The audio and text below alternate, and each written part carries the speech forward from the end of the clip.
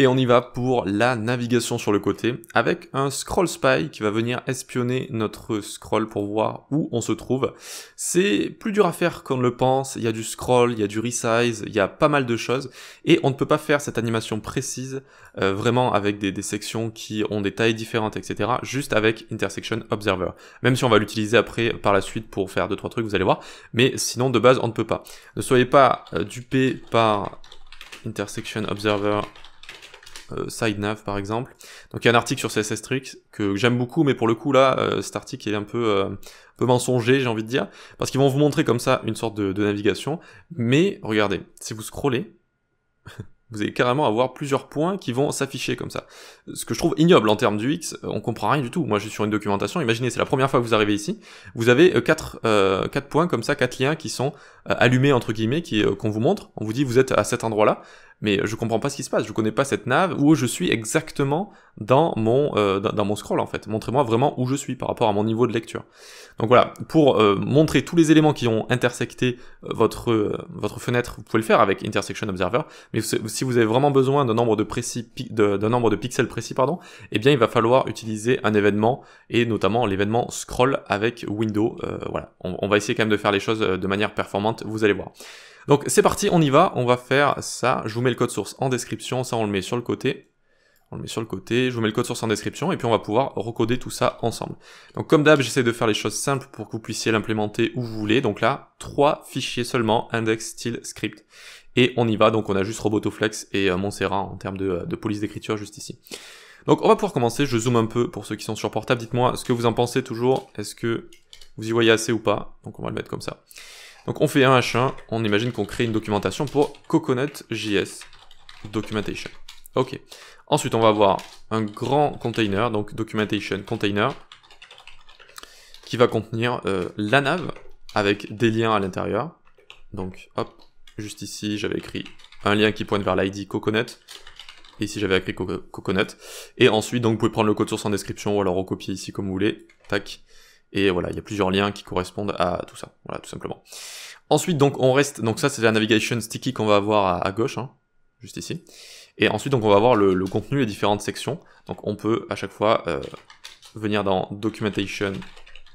Alors, Documentation Content. OK. Et à l'intérieur, je vais avoir des sections, avec à chaque fois la classe Content Section, et par exemple, ici, l'ID Coconut pour le premier. D'accord, ça donne quelque chose comme ça. Il veut pas se mettre ici. Non.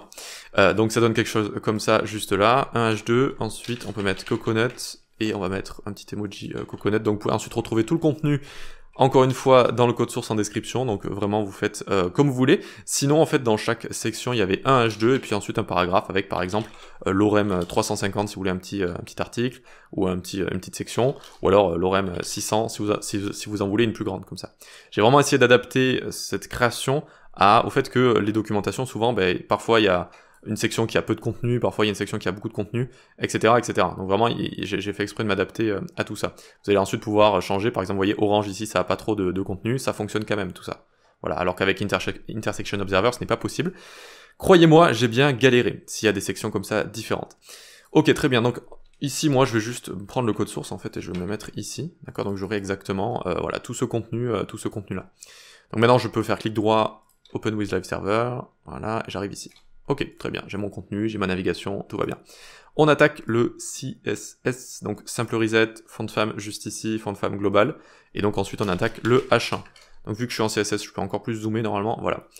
Donc font de femme, Robotoflex, sinon sans serif. Ok, ensuite font size, on va faire un peu de responsive avec clamp, la pince minimum 30 pixels, sinon j'allais dire la taille, oui, la taille relative, la valeur relative 8VW, 8% de la largeur d'écran, sinon 60 pixels en grand écran. Text line center, et ensuite on va mettre un padding également responsive avec calc, on va faire une calculation, 50 pixels plus 1 vmin, 10 pixels à gauche et à droite, et encore une calculation avec 80 pixels plus 1 vmin. Ok, je vais dézoomer un peu pour qu'on puisse s'y retrouver quand même. Donc, En haut, je vais avoir ceci, à gauche et à droite, ceci, en bas, ceci. Mais qu'est-ce que ça veut dire? Qu'est-ce que ça veut dire comme ça, ce padding? Eh bien, il faut comprendre juste le 1vmin ici. 1vmin, ça fait référence à 1% du côté le plus petit. Donc ici, quel est le côté le plus petit par exemple? C'est la largeur. La hauteur est plus grande que la largeur. Et en grand écran, comme ça va tout le temps être la largeur qui est plus grande que la hauteur. Donc en fait, pendant toute la durée du grand écran, rien ne va bouger. À partir du moment où la largeur est plus basse que la hauteur, eh bien cette unité relative comme ça va baisser mon titre, vous voyez. Donc c'est extrêmement pratique pour faire du responsive, et c'est très bien supporté, donc je vous conseille de mettre ça dans votre boîte à outils. Très bien, donc ensuite en dessous on fait documentation, container, on vient ici, on va lui mettre max width de 900 pixels, margin 0 auto pour le centrer tout simplement, display flex pour venir mettre la nav et le contenu côte à côte, padding 0, 30 pixels. Là, on aurait pu mettre du responsive aussi, mais voilà. Donc ici, on a notre nav, ici on a notre contenu, ça commence de plus en plus à ressembler à ça quand même. Ok. Donc ensuite, notre navigation, on y va. Nav, on va lui mettre align self, flex start, pour qu'elle prenne seulement la hauteur comme ça de son contenu, la navigation.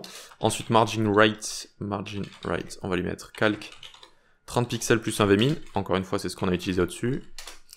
Position sticky pour que ça stick comme ça en pur CSS, pas besoin de JS pour ça, donc c'est assez pratique et c'est super bien supporté, donc on l'utilise, on met une position top 20%, donc à partir de 20% par rapport à la fenêtre, ça prendra notre élément et ça le glissera sur toute la hauteur de son parent, donc on va revenir dessus. Hein. Border 1 pixel solide, sinon RGBA 51 x 3, donc 51, 51, 51, 0,25, et border radius 8 pixels ici. On n'oublie pas les points-virgules à la fin des déclarations. Et voilà. Voilà ce que ça nous donne. Donc on a notre petite nav, en fait, et à partir du moment où la hauteur de notre fenêtre en cours, hein, pas la hauteur totale du document, donc la hauteur de notre fenêtre en cours, eh bien, à partir du moment où il y a 20% donc, entre notre navigation et le haut de la fenêtre, donc par exemple, hop, à partir de là, ça vient prendre cet élément, il va stick à l'écran. Si j'avais mis à partir de 40%, eh bien, alors vu que, bon, évidemment, vu que là, il y a déjà, en fait, il n'y a pas de contenu au-dessus, il faudrait rajouter du contenu ici, par exemple, l'orem 500, allez, hop, ok, donc du coup, j'ai du contenu ici, je scroll, là, ça prend pas la nav, et à partir du moment où il y a 40% entre ma navigation et le haut de la fenêtre en cours, hein, donc la fenêtre qui scroll comme ça, alors juste, hop, tac, ça vient le prendre comme ça, vous voyez, hop, là, il y a 40%. Voilà, donc nous, on va rester à 20%, je trouve ça pas mal, et puis, voilà. Tac, vous voyez, ça le prend comme ça. Ok, très bien, ça on peut l'enlever. On enlève le contenu ici. Parfait. On continue notre style. On n'a pas quasiment terminé, mais il n'y en a pas trop non plus. Donc, vous en faites pas. Donc ensuite, on va s'occuper des liens. On fait du display block. Donc display block parce que de base, ils sont en display inline et on va avoir besoin de display block pour leur pseudo-élément after après. Couleur grisâtre de base, 8D, 8D, 8D. Text déco none, font size 20 pixels, padding, on peut prendre le padding qu'on avait au-dessus ici, vous pouvez juste aller sur une ligne, faire CTRL-C, ça vous prend toute la ligne, et hop, toute la déclaration même. Ici on enlève le 10 pixels à gauche et à droite, en haut et en bas on met 10 pixels plus 1vmin, et en bas on met, alors en haut et en bas et à droite et à gauche on met 30 pixels plus 1vmin. Font weight 500, et un petit overflow hidden pour cacher la petite barre verte qui peut dépasser parfois, si elle est tout en haut, ça va juste enlever ce qu'il y a la petite partie en haut comme ça, voilà. Ok, très bien, donc ensuite, nav a2.nthchild1, le premier, nthchild1, le premier lien, on lui met border top left radius de 8 pixels, et pareil pour border top right. Donc c'est la plus longue, ce sont les plus longues propriétés ça de CSS. Et en fait, de base, en fait, vu que le container il est arrondi en haut, on veut également que le premier lien ici soit arrondi en haut à gauche et en haut à droite. Voilà. Et on fait la même chose pour le dernier. Donc c'est pas nthchild1 mais juste last child. Ok. Et donc on lui fait pareil mais pour border bottom ici. Voilà, border bottom, très bien. Allez, on s'occupe maintenant de la petite barre verte qu'on rajoutera. Donc quand les liens auront la classe marked, donc c'est attaché, hein, le point est attaché ici, color 333, sinon, sinon donc on mettra une couleur EA, comme ça, donc un vert. Ah non, ça c'est, oui, c'est le background ici, donc c'est juste la couleur du texte va être plus foncée et le fond va être un peu grisâtre, d'accord? Donc ça c'est juste le texte, maintenant on va créer notre barre verte. Donc on fait nav à marked, alors after. Quand le lien à la classe marked qu'on rajoutera en JS, alors on lui met cette petite barre verte qu'on crée avec un pseudo-élément. Les pseudo-éléments ont besoin d'être instanciés comme ça, avec content vide, ou alors vous pouvez leur rajouter du contenu si vous voulez rajouter du contenu à l'intérieur. Ensuite, position absolute, ils vont prendre une width, donc cette petite barre width de 4 pixels, une hauteur de 100%, un border radius pour légèrement les arrondir de 2 pixels, et on va le passer à top 0, right 0. Ok. On va mettre un BG de 0,6 AA 0,6 pour avoir cette couleur verte. Donc, ici, normalement, si je rajoute marked à un lien, ça va l'assombrir un petit peu comme ça, et ici, ça va lui mettre un petit côté vert. Donc je fais clic droit inspecter, je me undock tout ça, donc là oui, ça ouvre les DevTools, dans Elements, on a notre DOM ici, c'est-à-dire la représentation de notre site et des éléments du site. Ici, donc je peux double-clic, et je peux rajouter du contenu à la main, comme ça, à la volée, je mets classe marked. J'appuie sur Entrée, et tadam, on a bien marked juste ici. Si je fais la même chose là, vous aurez compris, ça va faire la même chose. Tac. Ok, très bien, super, ça fonctionne. Juste les petits H2 maintenant. Dernière petite sélection. Content Section H2. On va mettre du font size 30 pixels. Et marge bottom 20 pixels. Voilà, ça c'était juste pour le petit H2 ici. On a terminé. On a terminé avec le CSS. Donc je vais boire un petit coup d'eau. Je reviens tout de suite et on attaquera le JS. Hop là, me revoilà.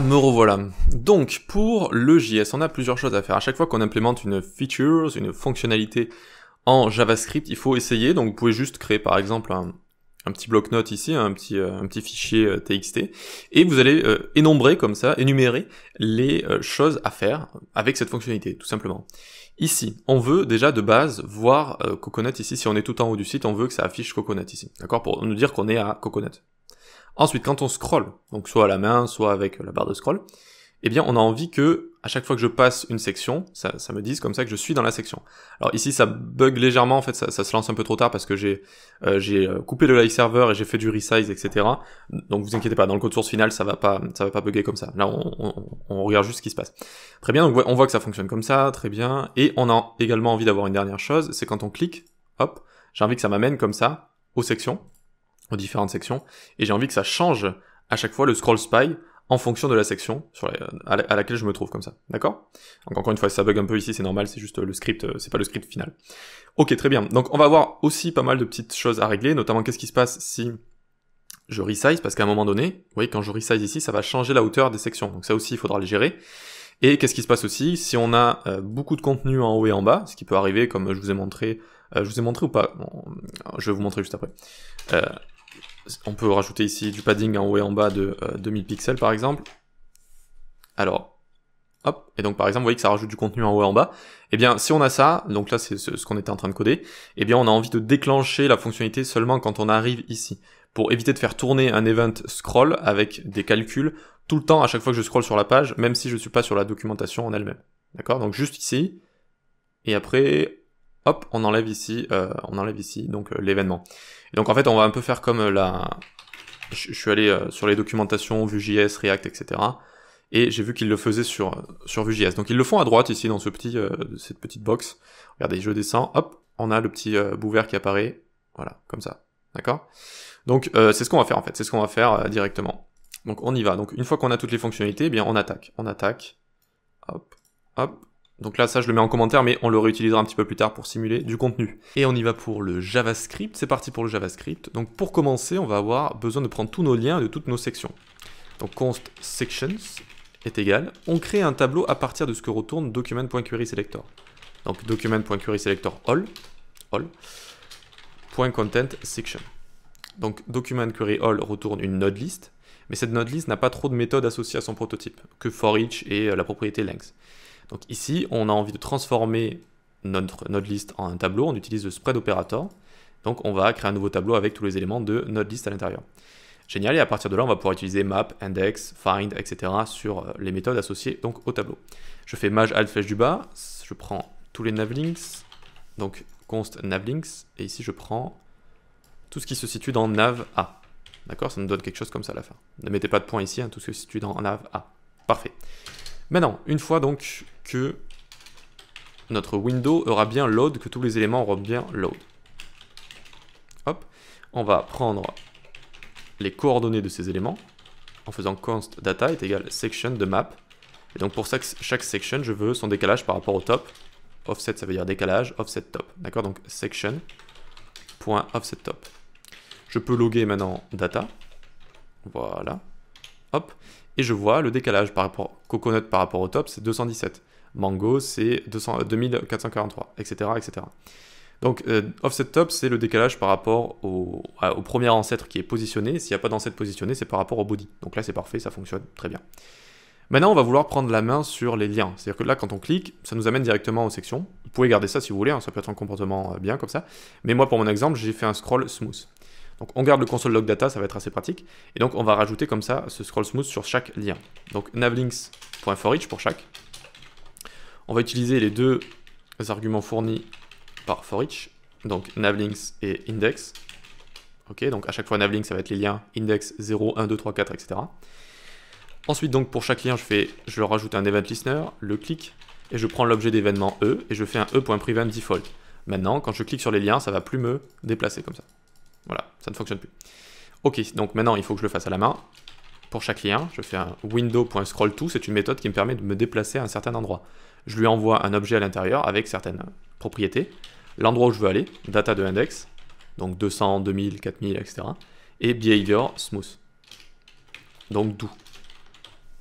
Donc là, normalement, ça fonctionne. Hop, je me déplace. Voilà. Et donc l'index, à chaque fois, data de index, ça fait référence. Par exemple, quand je clique sur Coconut, je me déplace à 217. Quand je clique sur Peach, je me déplace à 10 000, etc., etc. Voilà. Très bien, très bien. Donc ça fonctionne, c'est super. Maintenant, on va pouvoir rajouter un autre event listener, le scroll. Donc on vient ici faire add event listener scroll. Handle scroll. Donc c'est une fonction qu'on va appeler juste ici. D'accord, donc ça va gérer le scroll, je l'ai appelé handle scroll. Donc on va avoir envie d'avoir un trait, si vous voulez, sur l'écran qui va déclencher à chaque fois notre scroll spy. Le trait, j'ai choisi de le mettre au milieu, on peut le mettre à 30%, on peut le mettre tout en haut, comme on veut. Donc ce trait va être représenté par letScrolled, on pourrait même dire ici const scrolled est égal window.scrollY, c'est ce que j'ai déjà scrollé, plus la moitié de l'écran. Window.innerHeight, divisé par 2. Donc la hauteur de inner, c'est la fenêtre ici, divisée par 2, d'accord? Et ça, c'est ce que j'ai déjà scrollé. Donc ce que j'ai déjà scrollé plus la moitié de l'écran. Ça veut dire que je me trouverai toujours à la moitié de l'écran. Et c'est ce qui déclenchera mes animations. Si je veux déclencher à partir de 30% de l'écran, je fais divisé par 3 par exemple, etc., etc. Divisé par 2, donc ça fait 0,50, sinon 0,33, etc., etc. Voilà. Très bien, donc on a notre scroll juste ici. Ensuite, il va falloir vérifier à chaque fois dans quelle section je me trouve. Dans quelle section je me trouve. Pour ce faire, on va vérifier à chaque fois dans quel intervalle on est.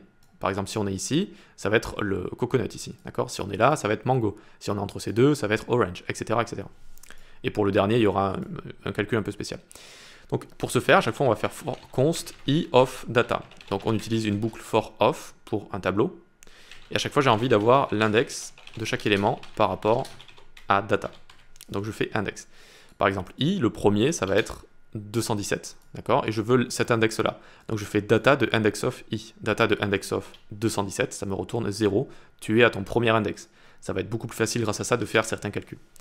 Donc, if scrolled, ce que j'ai déjà scrollé, est supérieur ou égal à data de index et scrolled est inférieur à data de index plus 1, alors je me trouve dans une section. On vient de faire un intervalle. C'est normal si les conditions, vous ne les comprenez pas directement, c'est en général un peu complexe à comprendre. Bon là, elle n'est pas hyper complexe non plus. En fait, on vérifie si on se trouve dans une section à chaque fois, par rapport à l'index. Donc hop, hop, est-ce qu'on est ici, est-ce qu'on est ici, est-ce qu'on est ici, est-ce qu'on est ici. Si on est dedans, on va dire if index est strictement différent de saved index. Saved index est égal index. Et on appellera une fonction qui s'appelle add class and clear de index. Alors là, vous allez dire, qu'est-ce qui se passe? C'est normal, c'est normal. On va se créer une petite variable au-dessus qu'on va appeler let saved index. D'accord, let saved index. Donc ça fait référence à ça juste ici. Donc si l'index est strictement différent de ça, de base, saved index, ça va être sur undefined. D'accord? Donc de base, pour ma première animation, ce sera toujours différent. On dit que saved index est égal index pour le garder justement en mémoire et on appelle une fonction juste ici.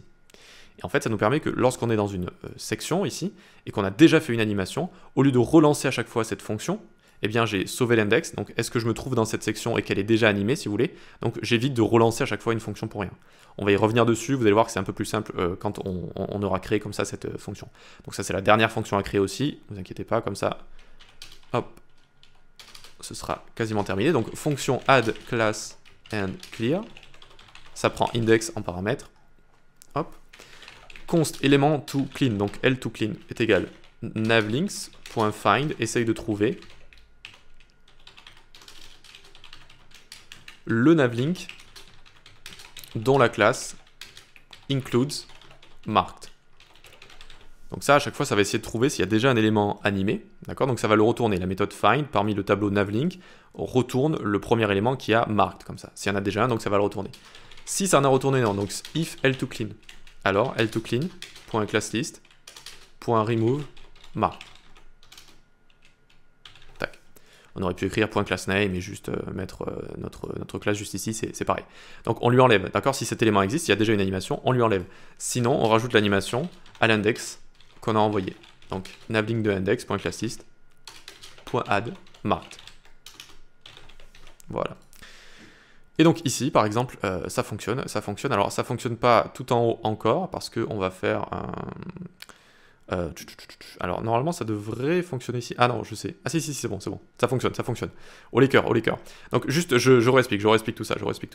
Surtout ce if ici et pourquoi on save l'index. Là, vous allez comprendre maintenant.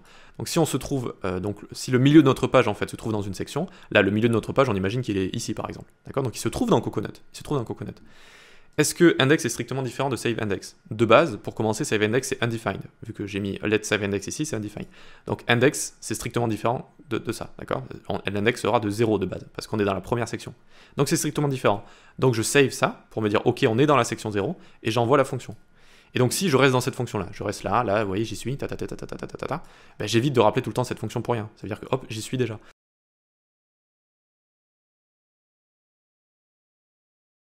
Par contre, si je passe à Mango ici, eh bien, je changerai ce save index. Maintenant, je suis dans cette section et j'évite de la rappeler tout le temps ici. Voilà, et puis hop, ça fonctionne. Et je remonte, ça fonctionne. Et je redescends, ça fonctionne. Si vous voulez changer le trigger, ah, c'est ça que je cherchais comme mot depuis tout à l'heure, je l'avais en tête. Le trigger, donc le déclencheur, le trigger element, du coup ici on pourrait l'appeler, allez, juste le déclencheur, le trigger, on pourrait d'ailleurs même l'appeler comme ça ici. On pourrait l'appeler trigger, tiens.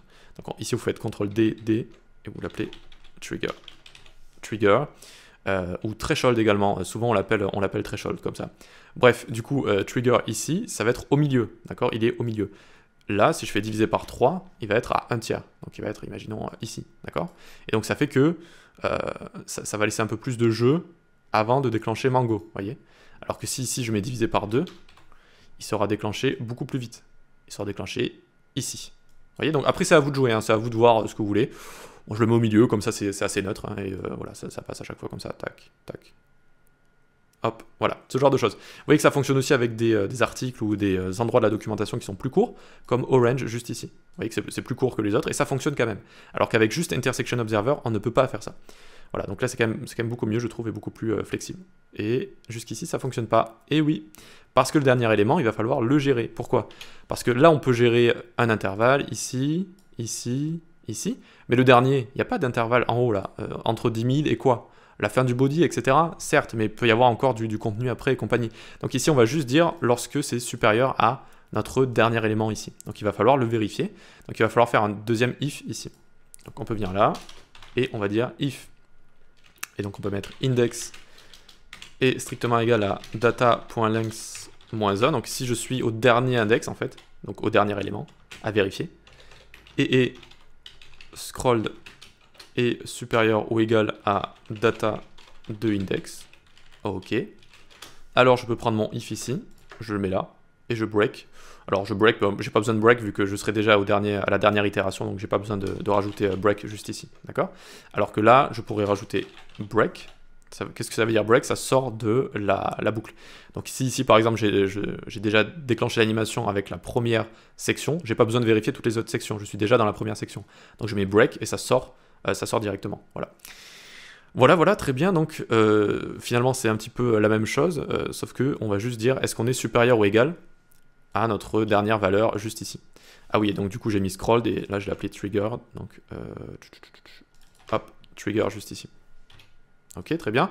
Donc vous voyez que ça fonctionne, je suis dans pitch ici, et puis j'en sors, j'en rentre, j'en sors, voilà. Donc très bien, cette fois au lieu de vérifier un intervalle, je vérifie juste si je suis au-dessus de la dernière valeur, donc de la section juste ici, voilà. Et c'est bon, ça fonctionne déjà, regardez, je clique, ça monte et ça descend, voilà, ça fonctionne bien. Ok, on est content, ça fonctionne bien. Il nous manque une dernière chose à faire. Certes, ça n'arrive peut-être pas très souvent, mais votre utilisateur peut, comme ça, resize. Et si vous resizez ici, eh bien, vous allez avoir la hauteur qui change, la hauteur des sections, parce que le texte ici, vous voyez, il va, la colonne va devenir plus courte, ou la hauteur va changer, et donc le texte va s'adapter, ça va agrandir comme ça la hauteur. Donc il faut gérer tout ça avec... On pourrait utiliser l'événement resize, mais il y a quelque chose de plus performant, ça va être un observer aussi, un observateur, et il s'appelle resize observer. Donc on va venir tout en haut, tac, on va venir à ce niveau-là. Très bien. Donc on va gérer tout ça en faisant const resize observer est égal new resize observer. Quand on va le déclencher, on déclenchera la fonction callback handle resize. Très bien. Et l'élément qu'on va observer, donc resize.observe, ici on va lui passer document.querySelector, documentation content. Documentation content, ok. Donc resize, ok, très bien. Donc maintenant on va créer la fonction handle resize, donc la callback qui va être appelée quand mon documentation content ici va se faire resize, donc en petit écran, ça va appeler cette fonction. Et ici, on va dire que data, donc les données avec les différentes calculations, j'allais dire les différents calculs pour avoir les coordonnées, eh bien, il va falloir les actualiser à chaque fois. Donc à chaque fois, je peux copier ça comme ça, tac. Du coup, ici, je mets let, vu que je vais réassigner une valeur à chaque fois.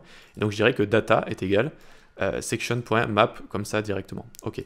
Et donc maintenant, à chaque fois qu'on va resize, eh bien, ça va, hop, arranger tout ça, d'accord? Et donc, je vais pouvoir remonter ici. Et ça a bien actualisé les valeurs qu'on a juste là. Voilà. Tac, tac. D'accord? Donc ça actualise bien tout ça. Et en fait, ce callback en fait, va seulement se déclencher quand on va avoir le resize de notre élément. Alors que si on avait utilisé window.resize, ce serait à chaque fois que la fenêtre se resize. Donc on aurait plein de calculs pour rien en fait. Par exemple ici, notre documentation, elle ne change pas. Donc ce serait un peu stupide d'envoyer plein de calculs comme ça. D'accord? Et donc seulement à partir de là, ça fonctionne. Il y a une dernière chose à avoir en compte avec ce handle resize ici, c'est que en fait, quand vous utilisez comme ça des observers, ils vont se déclencher une fois au début. Hello world. D'accord? Que vous soyez en grand écran, en petit écran, etc., ils vont se déclencher une fois au début. Donc, ça fait un calcul pour rien. Donc à la limite, on pourrait faire let first load est égal true. D'accord? Parce que ça se lance toujours cette callback une fois, avant ensuite de se lancer tout le temps à chaque fois qu'on resize l'élément. Et donc on dit if first load est sur false, alors on changera les données. Et ensuite on passe à first load ici est égal false. Qu'est-ce que c'est que cette petite technique? Eh bien de base ça va être sur true, donc ça ne va pas changer les données qu'on a de base, d'accord? Donc ça ne va pas faire un calcul pour rien. Et ensuite, donc, on le passe sur false. Donc, à chaque fois que je vais faire un resize, eh bien, ça changera bien les données. Ça évite de faire juste une réassignation en fait pour rien dès le départ. Voilà. Ok, donc on a fini avec le resize, on a fini avec tout ça. On est content parce que ça fonctionne bien. Voilà, ça fonctionne bien. C'est pas mal. C'est pas mal, c'est pas mal. N'hésitez pas à prendre le code source si vous voulez, si vous avez des petites erreurs ou quoi que ce soit pour vérifier tout ça. Donc là, on rentre dans Mango et là, on rentre dans Coconut. Ok, ça fonctionne. On pourrait faire une dernière chose, encore une fois avec un observer. Donc, on va dans Style ici, on rajoute du contenu en haut et en bas. Du contenu en haut et en bas. Voilà, on imagine qu'il y a plein de contenu. Et donc, on veut déclencher seulement nos animations une fois qu'on arrive à ce niveau-là. Et donc, pour ça aussi, on peut utiliser un observateur qui s'appelle Intersection Observer. Donc, pour ce faire, on peut venir ici. D'accord, donc là, on peut mettre Resize Observer, comme ça. Très bien. Et ensuite ici, on peut mettre Intersection Observer. Ok. Et donc on va pouvoir se le créer. Const Intersection Observer est égal new Intersection Observer. Tac. Ça va prendre la callback start watching. et on peut lui placer un root margin avec 10%, 0 pixel, pour que ça se déclenche un poil plus tôt quand on aura l'élément qui va faire une intersection avec notre viewport, avec notre fenêtre. Ok, ensuite donc on va observer observer. Alors, intersection observer.observe. Donc on va aussi observer notre document. Donc on va faire ici, tac, notre documentation container. Donc à la limite ici, on peut le mettre dans une constante. Const documentation container est égal, tac, documentation ici, très bien. Donc on peut le mettre à observe ici et là. Donc ça va être observé à la fois si on le resize et à la fois s'il va avoir une intersection avec notre fenêtre juste ici. Et donc, on va pouvoir envoyer donc notre... je l'ai appelé comment? Start watching. Start watching, donc on va pouvoir la créer juste ici. Donc, function start watching, très bien. Donc, entries, c'est ce qu'on va surveiller. If entries de 0.isIntersecting. Si notre container isIntersecting est rentré dans notre fenêtre, isIntersecting, alors on ajoute un addEventListener scroll qui va déclencher handle scroll. Else, if c'est sur false, donc ce n'est pas en train d'être visible sur notre écran, alors on peut faire un navlinks.forEach et on va enlever à chaque fois tous les navlinks qui sont animés. Donc ici on peut soit faire un remove comme ça, tac, et à la limite même ça on pourrait utiliser ce qu'on a écrit juste ici. Voilà, on peut tac. C'est-à-dire qu'on va find au lieu de faire un for each ici. Hop. Au lieu de faire un for each, on va find l'élément à clean s'il y en a un. S'il y en a un, on le clean, d'accord. Save index, on le repasse à undefined pour remettre tout à 0. Et ensuite on enlève le event listener sur le window. Donc window.remove event listener, scroll, handle, scroll. Ok, on peut souffler. On peut souffler. Alors, juste pour la présentation ici, je vais mettre la fonction en dessous, comme ça. Voilà, donc on a notre resize observer ici, qui est comme ça. On le déclare en l'instancie, on a notre fonction ici. On a notre intersection observer ici, et on a la fonction qui va se lancer à chaque fois. Ok. Donc une fois que c'est notre observer ici qui gère le window addEventListener, eh bien on n'est plus obligé de le mettre ici. Ça on peut le mettre maintenant en commentaire. Donc maintenant en fait, c'est-à-dire que si vous avez un site avec beaucoup de contenu, ça va seulement se lancer, vous voyez, quand on arrive à ce niveau-là. Ça fonctionne, et là ça va s'arrêter, et ça va tout remettre à 0. Et là ça lance. Pourquoi on fait ça finalement? Pourquoi on fait ça? Eh bien parce que cet addEventListener scroll comme ça, et à chaque fois ça va faire un calcul pour chaque pixel qu'on scroll. Chaque pixel qu'on scroll. C'est coûteux en fait, ça peut être coûteux. Ça peut être coûteux surtout, bon là ça va, vous voyez, ça va. Si c'est juste une page comme ça va. Mais si vous avez des pubs par exemple qui doivent apparaître et qui jouent aussi sur le scroll, des éléments, des calculs en fond, etc., ça va s'ajouter à tout ça. Et ça peut rendre un site lent, ou en tout cas ça peut être mauvais en termes de performance. Donc il faut essayer d'être le plus performant possible comme ça. Donc là on déclenche cette animation littéralement seulement quand on arrive ici au niveau, donc de notre documentation. Voilà. Hop, voilà.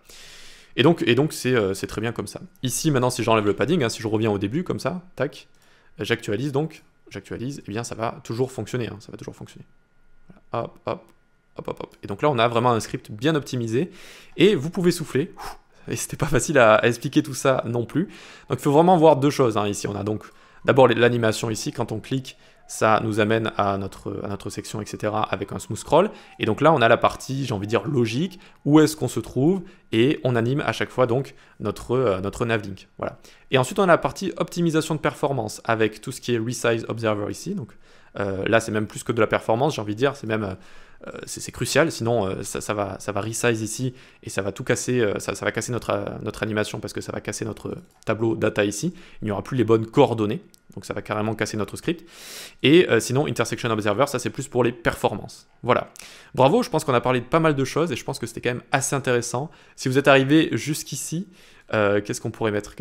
Scroll Spy, ça va être notre petit mot secret ici. Voilà, Scroll Spy, commentez Scroll Spy pour me montrer que vous êtes arrivé à la fin. Et sinon, on se dit à la prochaine. Rendez-vous sur le Discord, sur la newsletter en description. Vous pouvez également suivre mes cours sur les plateformes d'e-learning. On se dit à la prochaine.